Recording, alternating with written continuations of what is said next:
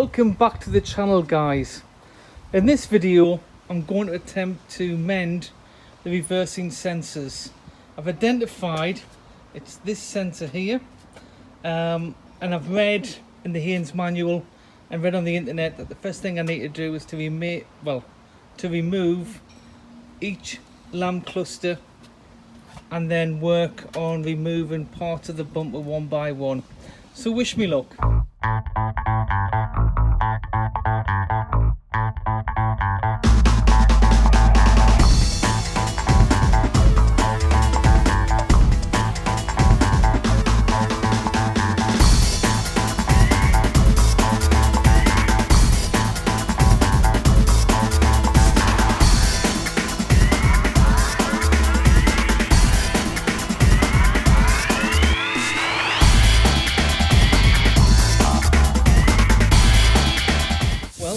That's the lamp clusters out. What I need to do now is to remove the boot rubber and remove that lower trim to access behind here, because behind here is where we have a number of fixings for the bumper itself. So I'm just going to remove it and put you back onto the magic moment of time lapse. But getting the lamps out with a piece of cake, it was so easy, and I can understand now why changing bulbs. I'm going to give the contacts and the contacts within the lamp cluster a good clean. I keep getting errors on the dashboard, and looking at that, I think I'm going to make sure it's all nice and clean on both sides and on the cluster, and just make sure everything is squeaky clean to avoid errors on the dashboard.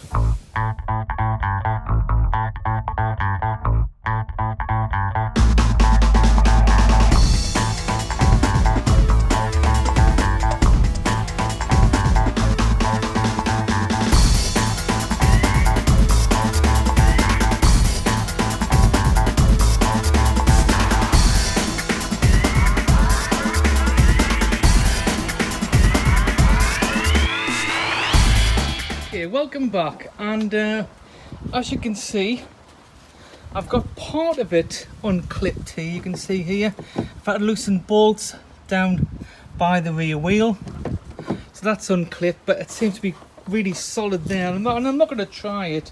I'm not going to try and pull it. It's quite loose here, and again it's loose at the bottom. I've bolted underneath the bottom.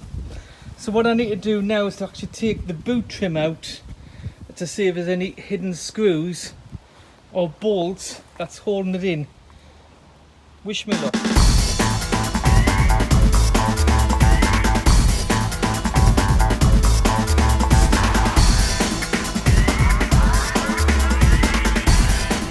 Back, I've removed the bumper, and this instrument here, what you see, has been a lifesaver for retrieving a bolt, or a nut I should say, from the side of the car.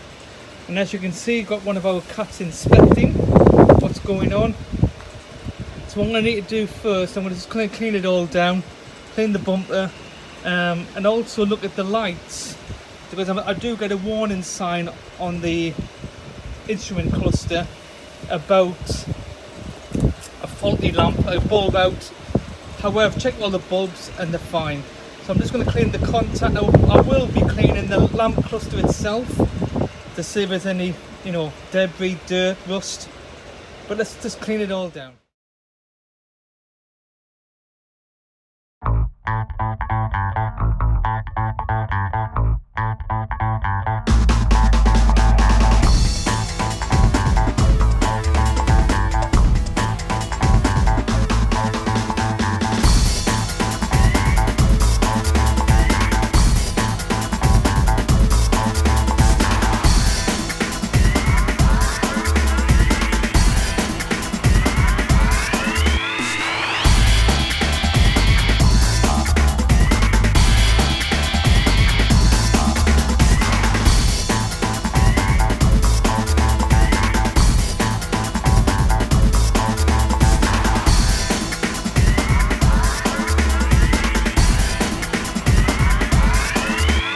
all clean.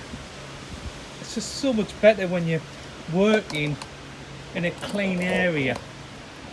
Also want to point out the car has had a light rear impact, and you can see that from there and from there, and also from the bumper, which I believe is a replacement, well, a second-hand replacement. And how I know that is from the support, but also there's also, you just look in the inner part of the bumper, there's some writing in there, which must be some sort of identification or a stock code, or but yeah, it's been replaced at some point. It's been a light impact, very light. So what I'm going to do first is going to take this sensor out. This is the one which is not working. You can hear them if you put your ear to them. You can hear them ticking. If you put the car in reverse, you can hear them ticking. This is the one which is not ticking, so this leads me to believe that this is the one which is not working. So I'm going to swap them over to see if it's not the wiring, and if it's this one, I will order one. But I don't want to order one knowing that it might be just a loose connection or a dirty connection, and then you've wasted that money, and then you've got to return it and you've got to pay the postage. Where it's just a simple take it out, test it. If it works or it doesn't work, well, you know you definitely need one in that colour. Okay, wish me luck.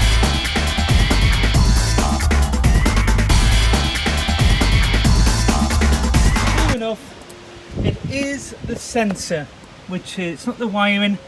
I've tested it, and how I did that was just to swap them over, and now that side is working and that side is not working, so it is a faulty sensor.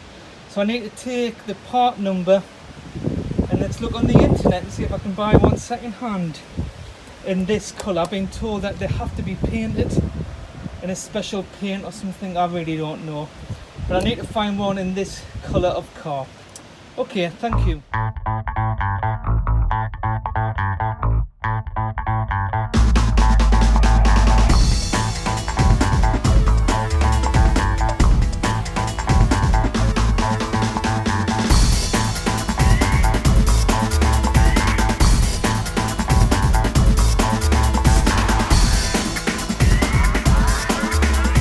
I have tested the sensor, and it's not the wiring, it is definitely the sensor.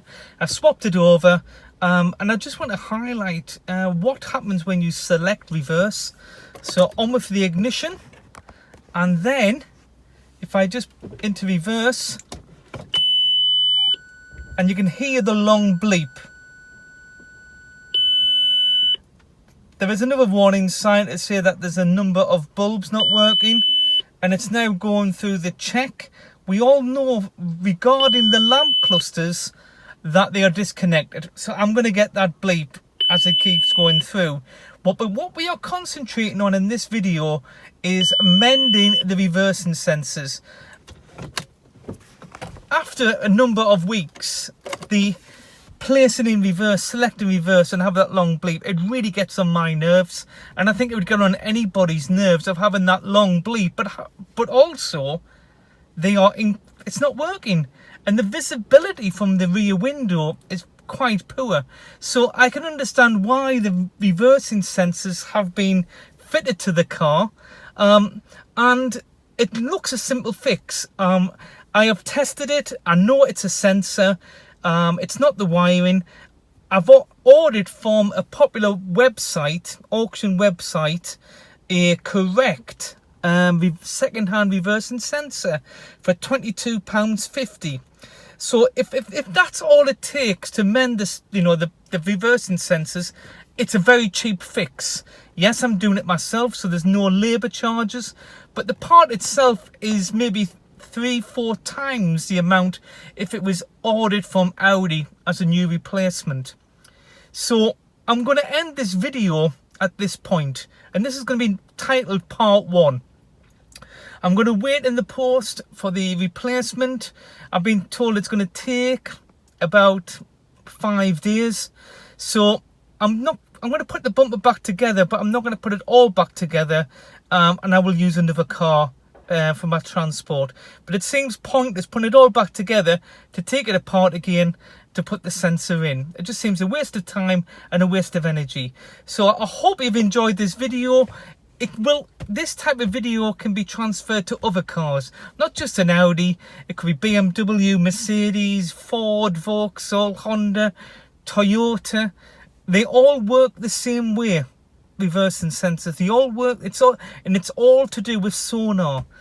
So, you know, please, you know, I've read up on this in the last few days and weeks about how they work. One of my friends, you know, told me that if you listen to the sensors, you can identify the sensors which is not working by the ticking. And I never ever knew that. And it's something which you learn something every day. But if any of you have got it, you know, a set of reversing sensors which are not working, you know, please have a go at. I'm not a mechanic. I'm a hobbyist of, you know, I want to say tinkering with cars. But I feel that, you know, if I know what I can tackle, I know what I can fix, and I felt that it was at my level that I could actually fix it. However, it's not fixed just yet. I've ordered the part with the correct part number, the serial number, and the correct pin code.